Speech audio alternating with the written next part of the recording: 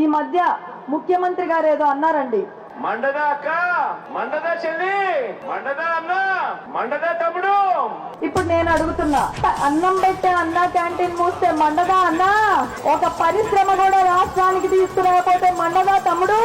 అంబేద్కర్ విదేశీ విద్య ఆపేస్తే మండదా చెల్లి, కరెంటు ఛార్జీలు 7 సార్లు పెంచితే మండదా అవ్వా, ఆర్టీసీ ఛార్జీలు 3 సార్లు పెంచితే మండదా తాత, చంద్రన్న ఇచ్చే సంక్రాంతి, రంజాన్, క్రిస్మస్ కానుకలు ఆపేస్తే మండదా పిన్ని, భూములిచ్చిన రైతులని కడుపులో కొడితే వాళ్ళకి కడుపు మండదా, అన్నపూర్ణగా వెలసిల్లిన ఆంధ్రప్రదేశ్ కి రాజధాని కూడా లేకుండా చేస్తే ఆంధ్రులకి మండదా,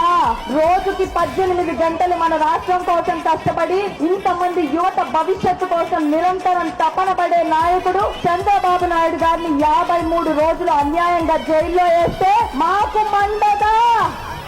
అని సభాముఖంగా అడుగుతున్నా.